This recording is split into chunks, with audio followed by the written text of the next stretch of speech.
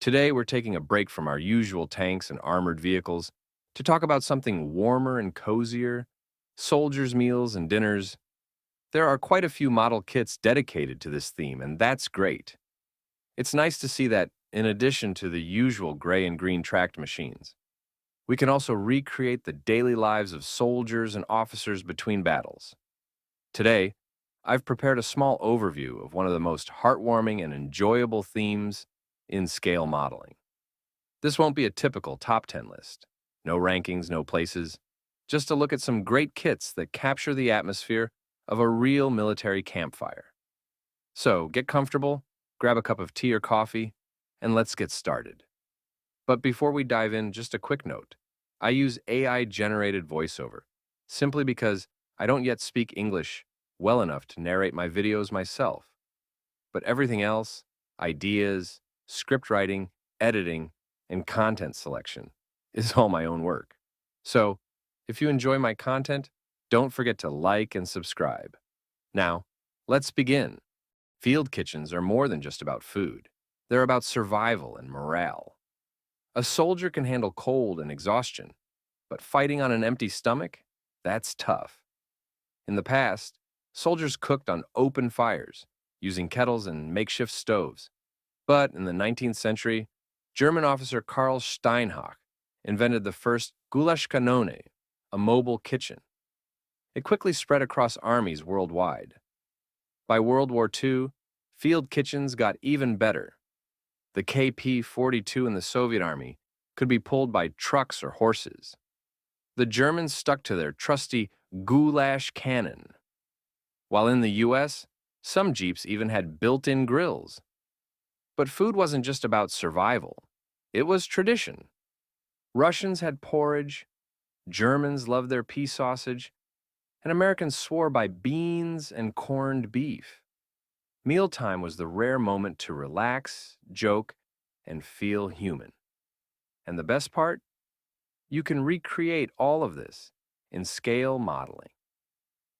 Let's check it out. There are quite a few field kitchens available in plastic kits. Different manufacturers, different eras, with or without figures. But let's go step by step. I'll start with Tamiya's Gulaschkanone. This kit was first released in 1978, but despite its age, it's still a solid and interesting model. One tricky part is painting the horse. If you've ever painted animals, you know it's not the easiest thing to do. Academy later reboxed this kit as well. In 2001, Tamiya released a German field kitchen without the horse. And again, Academy reboxed it. But perhaps the most exciting Gulaschkanone comes from ICM. Their kit includes not just the kitchen, but also a captured Renault truck. By the way, if you're interested in captured vehicles, I have a video on my channel. Check the link in the description. Now, about the ICM kit. Great fit, brand new molds from 2023.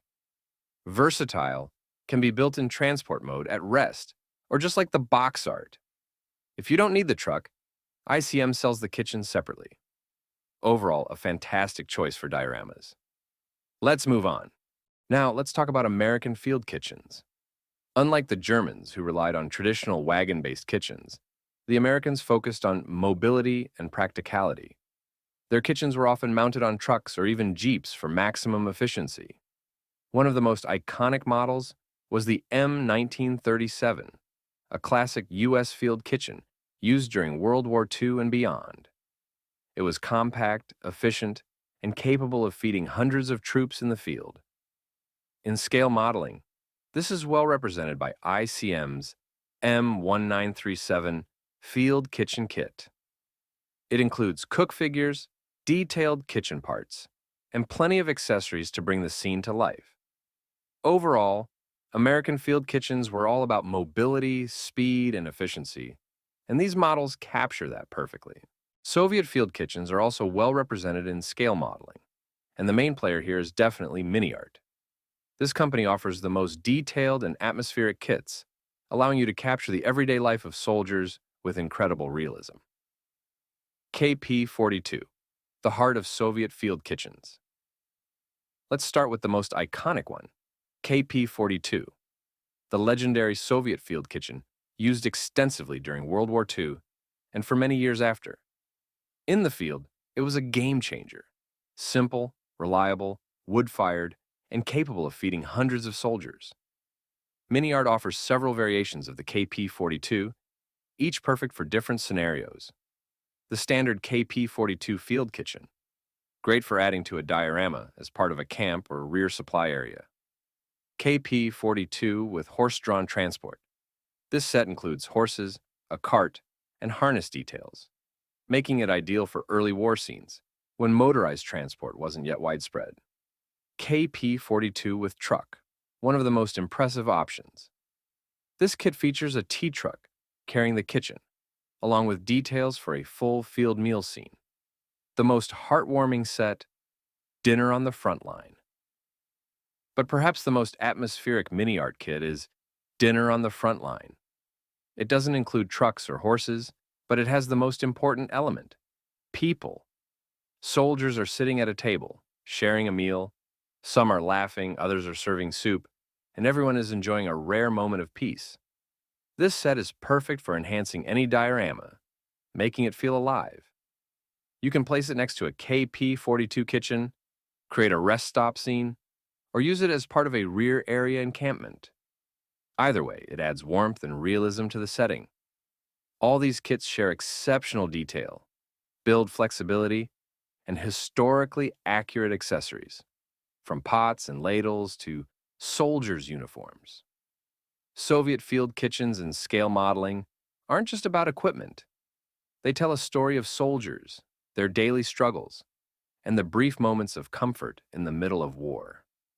So, if you want to capture the true atmosphere of a wartime meal, mini art is the best choice.